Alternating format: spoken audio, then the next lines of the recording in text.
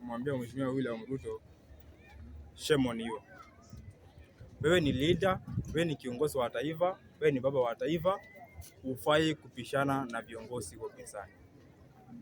Hufai hata sekunde moja.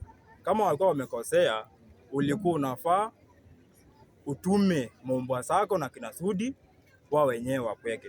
Lakini si wewe kiongozi mzima, baba wa taifa, unasimama juu ya gari kujibu Mheshimiwa Rigathi Gachagua ama kujibu viongozi wa upinzani. Mheshimiwa William Ruto, shame on you kwa mambo ambayo ulifanya juzi ama jana. Sisi kama upinzani tunakubaliana na mambo yetu.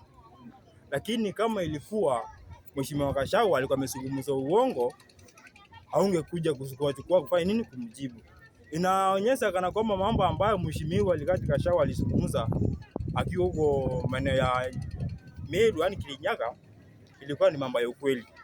Manake inaonyesha kana kwamba yale mambo yote ambayo upinzani wanayozungumza ni ukweli, unaiendanga, unaisikiza, unaenda kuwajibu.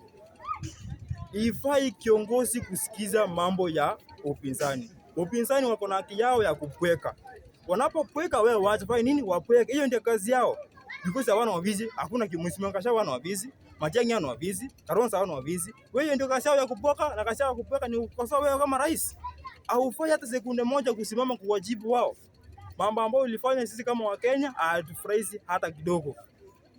Secondary, tumesikia mambo mingi sana ambayo yanaendelea katika taifa la Kenya.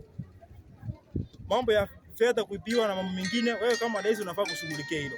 Si mambo ya kupishana na viongozi. Mimi nataka kukuambia Mheshimiwa William Ruto, sisi tunakuheshimu. Hakuna wakati wa Mheshimiwa Uhuru Kenyatta wewe mwenyewe ulikuwa unamtukana. Ulisema mengi kuhusu yeye.